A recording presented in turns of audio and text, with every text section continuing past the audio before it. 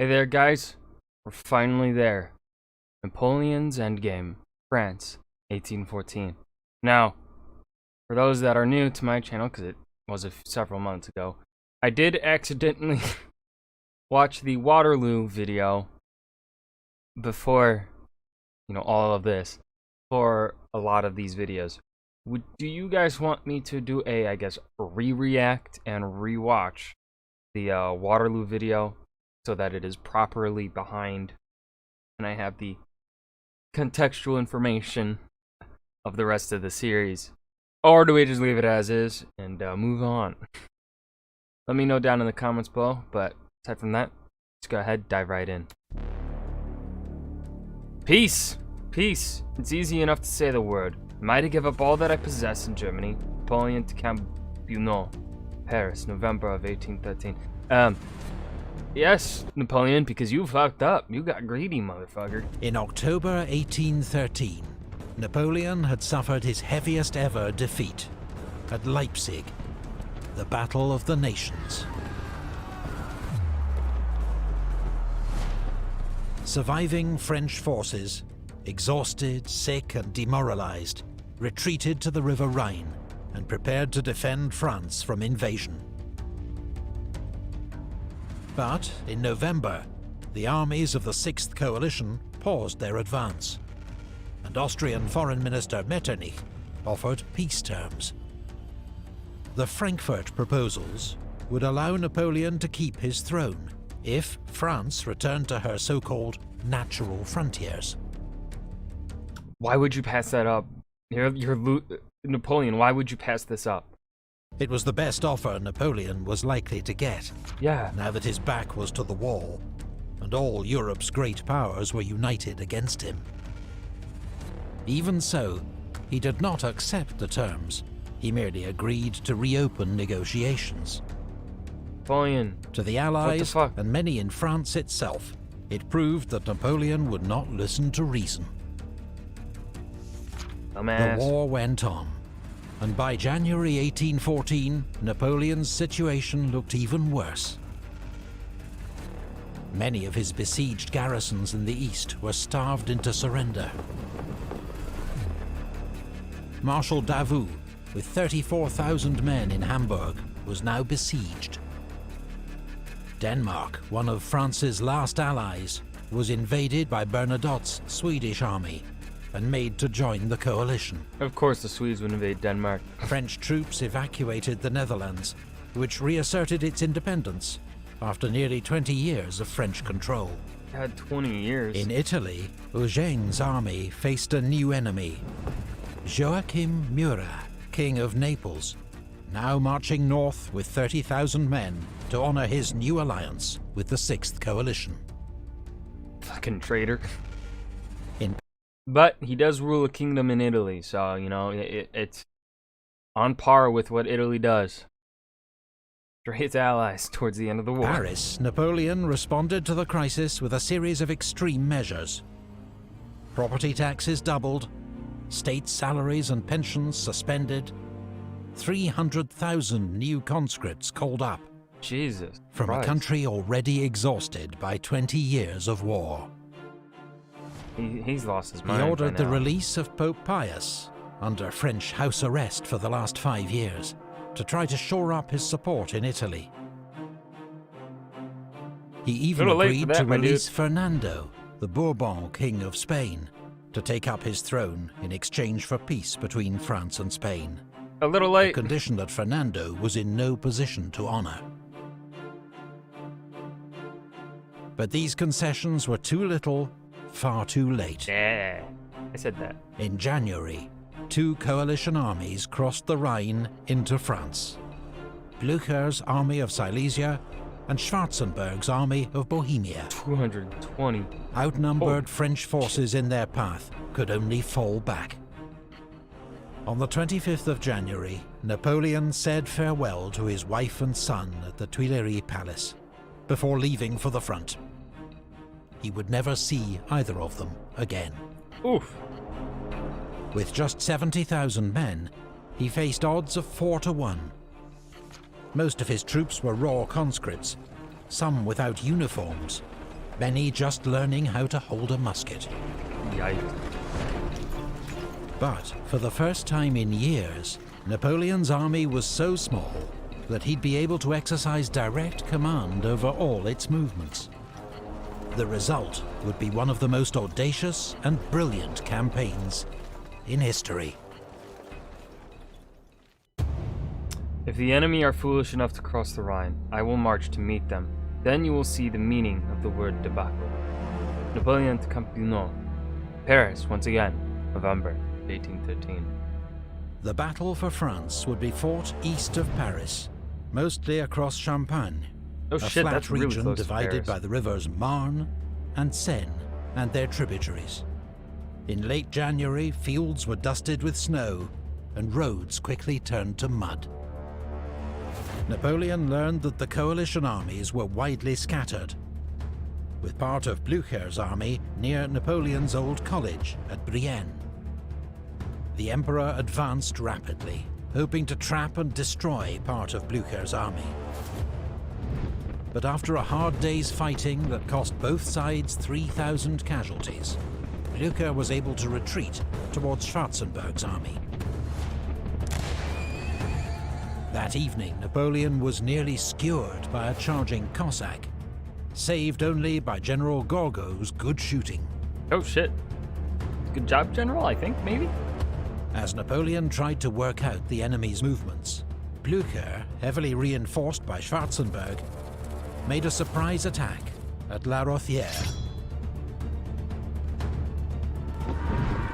Allied troops advanced through swirling snow to assault the village, defiantly held by young French conscripts. One was so inexperienced that Marshal Marmont had to personally show him how to load his musket during the battle. No fucking way. Yikes, dude. By That's late wild. afternoon, Wreder's Bavarian Corps was falling on Napoleon's flank. Heavily outnumbered, Napoleon had no option but to retreat, having lost 5,000 casualties, and 73 Can't afford guns those. abandoned in the thick mud. The Allies' frontal attacks meant their losses were greater, but by combining their armies, they defeated Napoleon on French soil for the first time. That's a big Believing moral Napoleon win. would Yeah. now retreat towards Paris, the Allies decided to advance along two routes to ease pressure on the roads. Blücher would take a northern route along the Marne. Schwarzenberg would follow the Seine. But dividing their armies again would play right into Napoleon's hands. Especially, that's a big separation. They won't be able to get to each other. The study of it has given me a greater idea of his genius than any other. The Duke of Wellington, Napoleon's 1814 campaign. After 2 days to reorganize, Napoleon continued his retreat to Nogent, where he learned that the Allies had split their armies. Not only that, they were advancing at different speeds. The aggressive Blücher racing ahead, while the more cautious Schwarzenberg lagged behind. Leaving Oudinot and Victor to guard the Seine bridges and delay Schwarzenberg, Napoleon raced north through mud and rain with 30,000 men. The army of Silesia was strung out on the march, Oh shit. oblivious to the danger it was in. First, Napoleon fell on General Osufiev's Russian 9th Corps at Champaubert, destroying it, taking its commander and 2,000 men prisoner. This would be such a good, movie or show, series. Why The hasn't next this been- morning, he marched on General Austin Sacken's force near Montmiral. This was a much larger force, with 2 infantry and 1 cavalry corps, and was expecting support from York's Prussian 1st Corps. But the Prussians were late, and Oh, Sacken's no. troops could not withstand the French onslaught. At this desperate hour, the Emperor's elite Old Guard were no longer held back, but were often thrown into the thick of the fighting. By the end of the day, Napoleon had inflicted another 3,500 casualties, twice his own losses, and the Allies were in.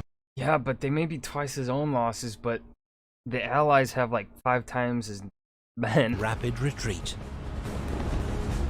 Napoleon had ordered Marshal MacDonald to cut off the enemy's escape by seizing the Marne Bridge at Chateau Thierry. But York's Prussians got there first. The next day, Napoleon could only batter their rear guard as the enemy fled across the Marne, destroying the bridge behind them. Sending Marshal Mortier to rebuild the bridge and continue the pursuit, Napoleon doubled back to rejoin Marmont, who had been left to keep watch on Blücher. Napoleon attacked at Vauchamp, using General Grouchy's cavalry to outflank Blücher's army, which was soon in headlong retreat. A merciless French pursuit inflicted 6,000 Prussian and Russian casualties.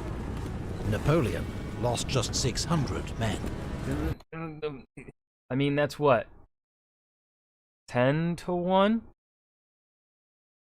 Right? Yeah, I think that's 10 to 1. Yeah, 10 to 1. I had to do the math. I mean, that's not bad, but still, like, he can't afford really any... I mean, that's obviously the best he's gonna get. He can maintain under 1,000 casualties in an engagement like this. Pretty fucking good, but still. He's just so outnumbered, there's no way. There's no way. Napoleon had taken on an enemy army almost twice his size, and beaten it 4 times in just 6 days. Blücher had lost an estimated 15,000 casualties. Okay, that's a good exchange there, 3,700 to 15,000. But still, with the size of his enemies, I don't think he can do it. In battle, and another... I mean, obviously I know he can't do it because of history, but, like... I'm trying to understand his mindset here. Don't make sense. Like, why didn't he accept that offer? Where he could keep his fucking throne. 15,000 in smaller engagements, as stragglers or deserters. Okay, that's actually fucking impressive. 3,700 to 30,000? Holy shit. For now, the army of Silesia had been scattered and neutralized. But in the south, Marshals Victor and Oudinot had not been able to prevent Schwarzenberg's army of Bohemia from crossing the Seine in 3 places. Austrian troops were now just 40 miles from Paris. Leaving Mortier and Marmont to keep watch on Blücher, Napoleon raced south. Schwarzenberg, alarmed by news of Blücher's defeat and of Napoleon's approach, immediately ordered a retreat. It was too late for Wittgenstein's advance guard, routed at Mormant with 2,000 casualties. Napoleon sent Victor's Second Corps to seize the bridge at Montereau, but was so infuriated by its slow progress that he sacked Victor and gave his corps to General Gérard. The next day, at the Battle of Montereau, the French drove the Allied Württemberg Corps back across the river, with 30% losses. Oh! According to some accounts, the Emperor cited the French cannon himself, as he had at Lodi 18 years before. Napoleon had the Allies on the run, but how long could it last? Recollect what your military position is. If we act with military and political prudence, how can France resist a just peace demanded by 600,000 warriors? Letter, if she dare. British Foreign Secretary Lord Castlereagh to Metternich, 18th of February, 1814. Even as fighting continued, negotiations between France and the coalition reopened at Châtillon-sur-Seine on the 5th of February. The Allied terms were now more severe. A return to France's frontiers of 1791, which meant the additional loss of Belgium, a humiliation that Napoleon refused to accept. Instead, he tried to revive the Frankfurt proposals, hoping to play for time and to split the coalition, whose war aims varied from Britain's hard line to Austria's more ambiguous position. But this hope was thwarted by British Foreign Secretary Lord Castlereagh. On the 1st of March, he persuaded the Allies to sign the Treaty of Chaumont. In it, Russia, Prussia, Austria and Great Britain agreed to keep 150,000 troops in the field, and not to negotiate separately with France, while Britain added the sweetener of a £5 million subsidy to be shared among the Allies. The treaty's secret articles specified common war aims, including the future independence of the German states, Switzerland and Italy, while Spain was to be returned to the Bourbons and Holland to the House of Orange. The four powers even agreed that once they'd defeated Napoleon, they'd form a 20-year defensive alliance to maintain peace in Europe, a sign of their newfound commitment to each other. A split in the coalition had been Napoleon's last, best hope for a favourable peace. Yep. That was gone. And news from across the country was bleak. French cities were surrendering to the Allies without a fight. Nancy, Dijon and Mâcon had all fallen. And not blame them. In the south, Wellington defeated Marshal Soult at Orthez, forcing him to fall back on Toulouse. 2 weeks later, as British troops approached the city of Bordeaux, it declared loyalty to France's Bourbon kings. The mayor himself rode out to greet the British, bearing a white cockade, the sign of Bourbon allegiance. Napoleon's hope for a nation in arms to resist the Allies had not materialized. Allied troops, particularly Cossacks, often robbed French civilians and committed some atrocities. French peasants took revenge when they could, but there was no guerrilla war to mirror what French troops had encountered in Spain or Russia. The chief desire among ordinary French people was for peace, at almost any price. Dangers crowded upon him, encompassed him, oppressed him from every side, but he sought to escape from them by misrepresenting them to himself. Marquis de Caulaincourt, French foreign minister. Any talk of Napoleon's defeat in late February was premature. The French Emperor was driving Schwarzenberg's army of Bohemia before him, even though it was twice his size. But Schwarzenberg scrambled to safety behind the River Aube. Napoleon knew he had to land another decisive blow soon, so turned his attention back to Blücher. After an aborted attempt to join forces with Schwarzenberg, Blücher had decided to resume his advance on Paris, gathering reinforcements en route, and with only Marmont and Mortier's weak corps to oppose him. Leaving Marshal MacDonald in command in the south, Napoleon set off to intercept Blücher, covering 60 miles in 3 days along terrible roads choked with mud. At Napoleon's approach, Blücher retreated across the Marne, burning the bridges behind him. 24 hours later, they'd been rebuilt by French engineers, and Napoleon was poised to crush Blücher against the Aisne River, because the major crossing point at Soissons was held by a Franco-Polish garrison. But after just a day's fighting, the garrison commander at Soissons tamely surrendered, allowing Blücher to escape.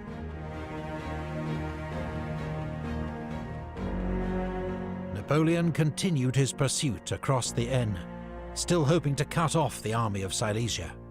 Schwarzenberg doing? But at Craon, he encountered Russian troops in a strong defensive position. The Russians fought stubbornly. The French finally forced the enemy to withdraw, but only at the cost of 6,000 casualties, including many irreplaceable veterans from Napoleon's guard. Napoleon pushed on to Laon. But by now, Blücher had concentrated his forces, 98,000 troops in all, and outnumbered Napoleon 2 to 1. French attacks were repulsed, while Marmont's corps was caught off guard by a late Allied counterattack and routed. Napoleon was lucky to avoid a much heavier defeat. That's a mustache Blücher, right there. usually aggressive to the point of recklessness, was unwell and had been told Napoleon's army was twice as big as it was, leading him to act with unusual caution. Huh. Laon was a heavy blow to Napoleon. 6,500 casualties he could not afford. No, it can't afford really any. Undaunted, he fell back to Soissons, and after a brief moment to reorganize, he marched on the city of Reims, which had just fallen to Saint-Priest's Russian corps. In a whirlwind assault, Napoleon retook the city. Saint-Priest himself was mortally wounded, his corps routed. Meanwhile, in the south, Schwarzenberg had resumed his offensive as soon as he found out Napoleon had gone north. In heavy fighting, he'd driven Oudinot and MacDonald back from the River Aube. 5 days later, the Allies had recaptured Troyes, as MacDonald retreated behind the River Seine. Now, after 4 days to rest and reorganize his battered army, Napoleon was coming south once more. He's just going back and forth. Schwarzenberg, emboldened by news of Napoleon's defeat at Laon, decided that this time he would stand and fight. Napoleon advanced on Arcis-sur-Aube, ignoring reports that the enemy was not retreating as he believed, but gathering for battle. As heavy fighting broke out, Napoleon still believed he faced only the enemy rearguard. It was a nasty surprise to discover that he faced the entire might of the army of Bohemia. 28,000 men against 80,000. In desperate fighting, Napoleon personally rallied fleeing troops and exposed himself to enemy fire, having his horse killed under him by an exploding shell. But the odds were too great. At the end of the second day, Napoleon was forced to order the retreat. I saw the glorious death disputing foot by foot the soil of the country. The balls flew around me, my clothes were pierced, but none reached me. Napoleon Bonaparte, in the battle of Arcis-sur-Aube. Napoleon believed his army was now too weak to take on the Allies directly, so he decided to change strategy. He would march into the rear of the Allied armies, join up with some of his isolated garrisons, and cut the enemy's lines of communication, forcing them to abandon their advance on Paris. You'd have to move super fast though, because they're outside of Paris. But the Allies, until now always one step behind Napoleon, had just received crucial information. Talleyrand, the most brilliant French diplomat of the age, and the most slippery. He'd served France's monarchy, the Revolution, then Napoleon, until in 1807 he fell out irrevocably with the Emperor over foreign policy. He now believed that Napoleon was dragging France into ruin, and worked behind the scenes to ensure his downfall. Oh.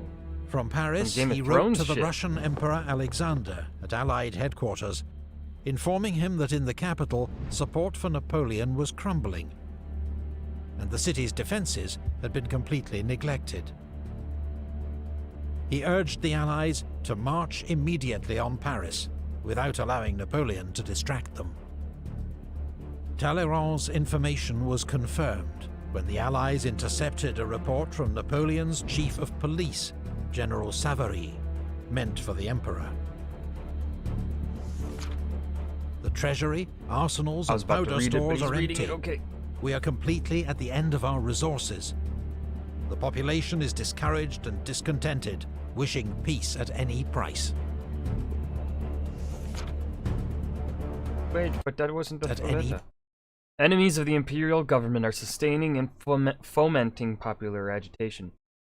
Still latent, it will become impossible to suppress unless the Emperor succeeds in keeping the Allies away from Paris. Price. Okay.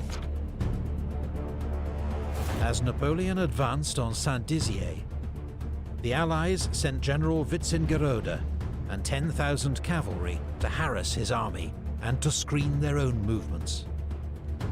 Then began their march on Paris. At Fère-Champenoise, they collided with Marmont and Mortier's corps, advancing to join Napoleon. An entire National Guard division, 5,000 men, was virtually wiped out as the marshals suffered a crushing defeat.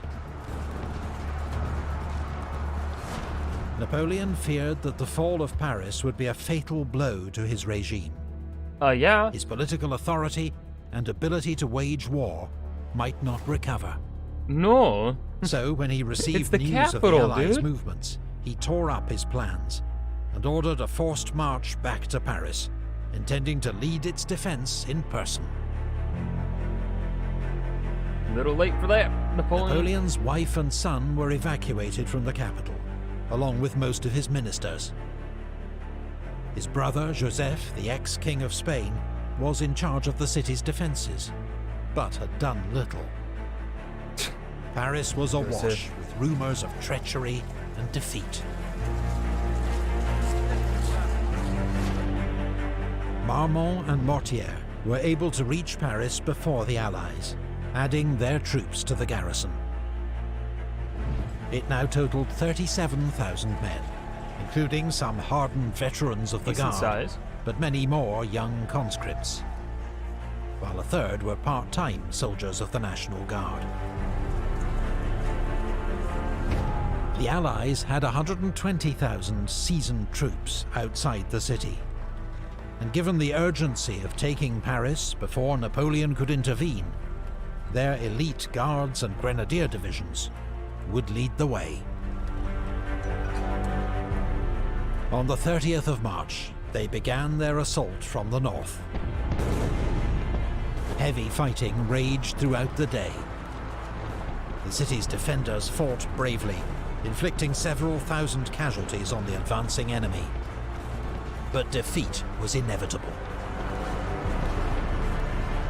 That night, to save Paris from destruction, Marshal Marmont agreed to surrender the city, on condition the garrison was permitted to leave with its weapons. At the Hôtel des Invalides, the 71-year-old Marshal Serrurier oversaw the burning of 1,400 flags and standards captured from France's enemies, Oh, damn. as well as Frederick the Great's sword and sash, so they would not fall into Allied hands. Napoleon was just 15 miles from Paris when he was informed of the city's surrender. He sat with his head in his hands for 15 minutes. We do not intend to expose Paris to the fate of Moscow. Marshal MacDonald, Napoleon. Fontainebleau Palace, 3rd of April, 1814. On the 31st of March 1814, France's enemies marched into Paris for the first time since the 100 Years' War. Oh, shit. Parisian crowds cheered the three Allied monarchs, bringers of peace. Everyone in Paris was suddenly a royalist once more. Above all, they cheered for Emperor Alexander of Russia, now hailed as Europe's savior. Huh. Don Cossacks bivouacked on the Champs-Élysées. Allied troops generally behaved well. Oh, that's nice. 35 miles away, Napoleon was at Fontainebleau with 36,000 men, all of them hungry and exhausted after their 100-mile forced march. Nevertheless, Napoleon began planning an immediate advance on Paris. Oh, God damn it. Napoleon. But for the first time, he faced unanimous opposition from his ministers and marshals Oh, thank including God. Ney, MacDonald, Oudinot, and Berthier. Even They Marshal reminded Ney? him of Ooh. his oath to act for the good of France. He accused them of disloyalty, acting only to save themselves. They told him the war was lost, and he must abdicate in favour of his son if possible. On the 4th of April, Marshal Marmont surrendered his entire corps to the coalition, which was marched over to the enemy lines against the wishes of many of its officers and men. This was a devastating blow to Napoleon, and encouraged the Allies to reject his offer of a conditional abdication in favour of his son. Ooh, 2 Marmont days just screwed later, him. he abdicated without conditions. The Allied powers having proclaimed that the Emperor Napoleon is the only obstacle to the re-establishment of peace in Europe, the Emperor Napoleon, faithful to his oath, declares that he renounces for himself and his heirs the thrones of France and Italy, and that there is no personal sacrifice, including his life, that he is not ready to make in the interests of France. Napoleon's abdication was formalized by the Treaty of Fontainebleau, by which he was allowed to keep the title of emperor, become sovereign of the small island of Elba, and retain a bodyguard of 400 men. Yeah, leader of Elba, let's go. Upgrades, people, upgrades. News came too late to prevent Wellington's attack on Toulouse, leading to a costly and pointless battle, with more than 7,000 casualties. Ooh. The night after his abdication, Napoleon tried to commit suicide, using the poison that had been made for him in Russia, in case of capture. Let me guess, it expired. But it had lost its potency, Yeah. and he survived. 2 weeks later, Napoleon bade farewell to his old guard at Fontainebleau Palace, and began his journey into exile. I have been wrong, maybe in my plans. I have done harm in war, but it is all like a dream. Napoleon, Fontainebleau Palace, 20th of April, 1814. You were wrong in many The ways, Napoleonic Napoleon, in that you should have accepted those earlier deals that they were offering. Wars, which had raged on land and sea for 11 years, seemed finally at an end. The death toll is unknown, but historians estimate that 2 to 3 million lives were lost across Europe.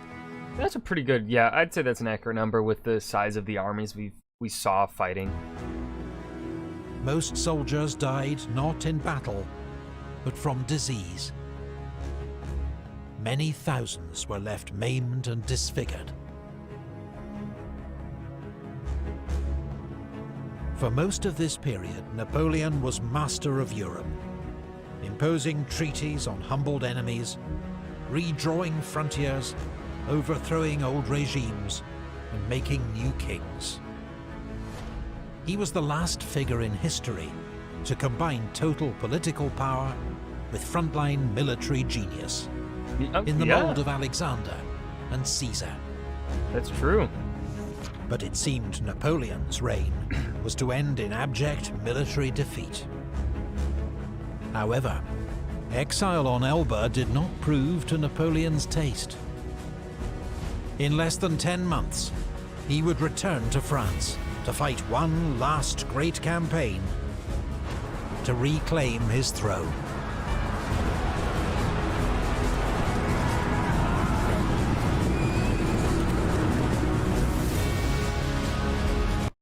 Alright, that was Napoleon's Endgame, France, 1814 by Epic History TV. Remember, let me know in the comments if you guys want me to, I guess, re-react to Napoleon's Waterloo. But yeah, aside from that, of course it was well made. This is Epic History TV. They don't fucking mess up. They're always great. I hope you guys enjoyed. Remember to hit that like button and subscribe for more. And I will see you guys in the next video. Peace.